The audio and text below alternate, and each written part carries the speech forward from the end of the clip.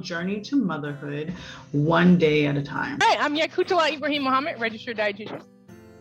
I'm Nyla Abdul-Hakeem, public health educator. Hi.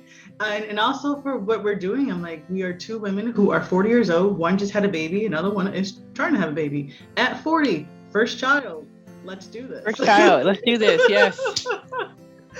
I feel like there are a lot of people who do not talk about, like you said, who don't talk about having your first child at 40 years old, or even just Black Muslim women who are not in general are not talking about that, because they look at it as, you are in advanced maternal age. So let's talk more about how we decided that, we want to expand our family. I'll let you go first. You can go ahead and talk more about. Okay. So I guess we got married in 2011. After 10 years of marriage, we're like, hey, we're not getting any younger. And initially, we were kind of like, hey, we don't want to really start a family right off the bat. We just kind of want to, enjoy married life and travel a little bit. And we all went through our jobs and relocation and all that. Bought a house, made Hajj. I mean, within those 10 years, a lot happened. Looking at camera. And then we decided in 2019, and we were having like meetings and things like that, family meetings. We always have family meetings, that we wanted to expand our family, right? We decided to try. And initially, I was on birth control for like 9 years, right? Because we wanted to kind of see how things go. And plan for it. We're like, hey, we want to have a house, we want to make Hajj and do some of the things, we want to do before we have a kid. Because then you're probably not going to do a lot of that stuff until, after the kid is out or the kid's a little older. So it was great. A lot of time is the best time. And so we tried, and, I found out October 1st, we were expecting. And this was right before his 40th birthday. Which is interesting because all the years I've known you, like I've said this before, all of us, we all were shocked. They're like, wait a second, YaQutullah is pregnant? And I so remember when you text me, because you got pregnant on October 1st of 2020 during the pandemic, and you text me and you said, I took a test and it's positive. And the first thing I thought was, oh my gosh, she caught COVID. Oh my God, that was funny. So like in mid-text, so when you sent that, I'm literally texting you saying like, oh my gosh, you got COVID. And then you send me a picture of a pregnancy test. And I'm like, oh, wrong test. That's not the type of language you said wrong test. Yeah. That's not the type of language you need to be saying during a pandemic. Well, knowing you, Nyla, I'd have to send a follow-up with proof. So that's why I did that. Yeah. So then I had to just go ahead and delete that text. And I was about to send you like, oh my gosh, you got COVID, to like, oh my gosh, congratulations. That's funny. I can kind of see your face on the other end of that text. That's funny. Yeah, I know something. Okay. So what I do remember is when you did send that to me, my husband and I, we were out doing stuff. I don't remember. And I remember I told him that that you're pregnant. And then he said, oh, how do you feel? Because literally right before that is when, we experienced that we had a miscarriage. So, of course I'm happy for my friend. But actually I don't remember being sad. I wasn't being sad for myself. I'm more so happy for you. And we have our chat groups, and I only share with certain people. But I wanted to really share with you before I share with anybody else. Yeah. Because I had this whole thing about really not sharing for the first 3 months with a lot of people anyway. Absolutely. So and that's like, I'm gonna wait, because we don't know what could happen within these. We don't know. First 3 months. Everything worked out the way it was supposed to work out. The way it was supposed to work out. Yeah. I'm like, and as for me, I'm like, you said you got married in 2011. I'm like, I got married 3 years ago, and I was 36 when when I got married. And so I'm already thinking like, okay, well, if we're like married for at least 6 months, and then, you know, and if it happens, that'd be great. And then we can have our 3 kids, and then it can be like stair steps.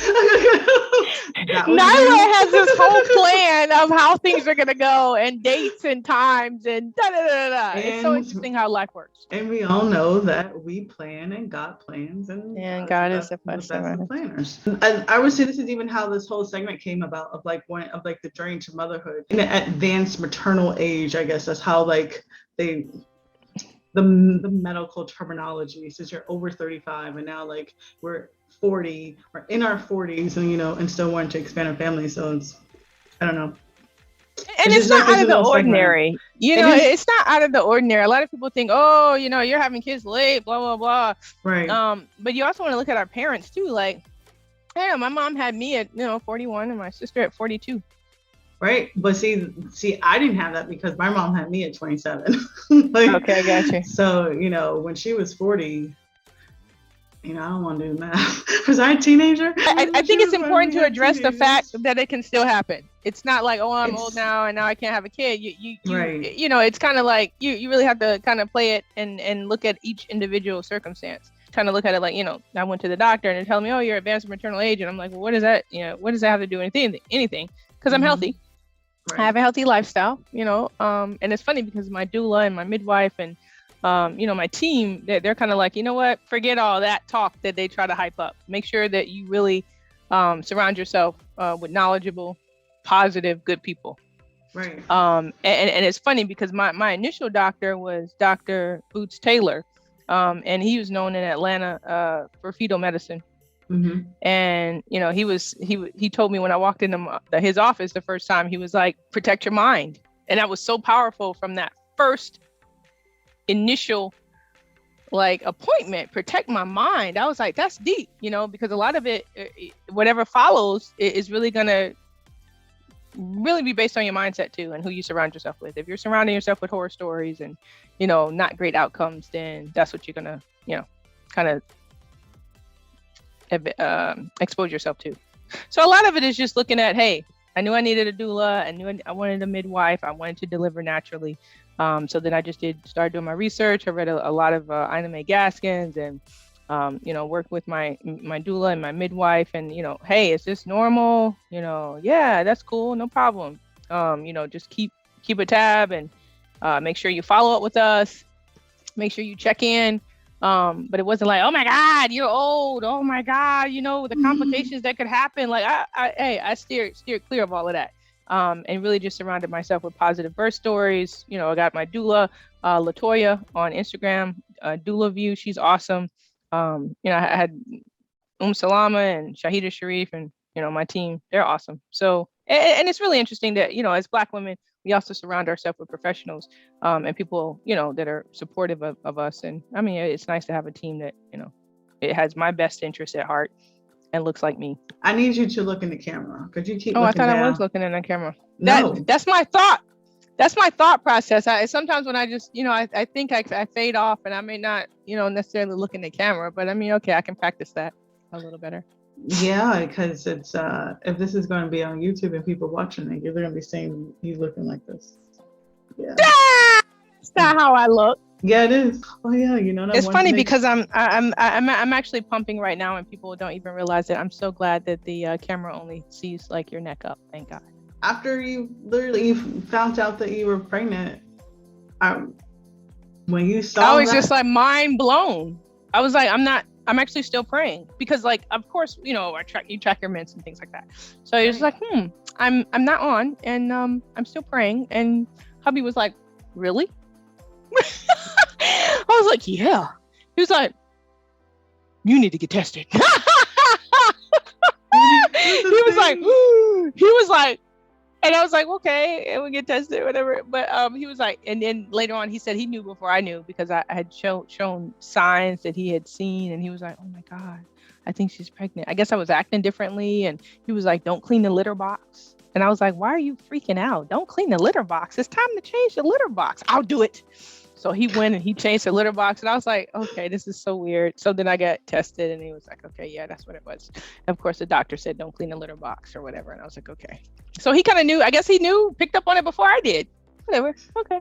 But how you're saying you got tested? That's also stuff the way people say. Well, you gotta COVID. get tested. It's called a pregnancy test, right? That's even people say when they get tested for COVID. When you get tested for pregnancy too, that's why they sell pregnancy tests. What are you talking about, Nyla? I know, but I'm just like how you say I got tested. I'm just literally just thinking like, okay, yeah, I took a test. I don't know. I'm just thinking about the lingo or the phrase. The language. Okay. The language. I've heard that that some men or some husbands or whatever men, I'm like, they realize that their wife is pregnant for their before, yeah, because he can pick up on. He's a very, very I guess tuned in, so he picks up on stuff. So interesting. Very interesting. No, my husband was not that person. That's funny. He's not that person. He did not. I'm like, oh really? No.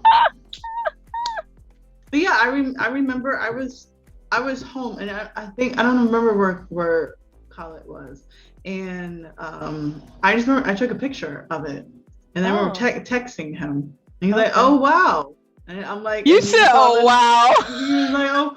It was oh, not wow. that. It was literally not that whole like dramatic thing that you see like on television, like, oh man, that's hilarious. And then everyone starts crying. No, we're like, oh, you said, wow. Everybody starts crying. No, it was more like, oh wow, okay, now what? No, it was way more dramatic when we found out that we weren't pregnant.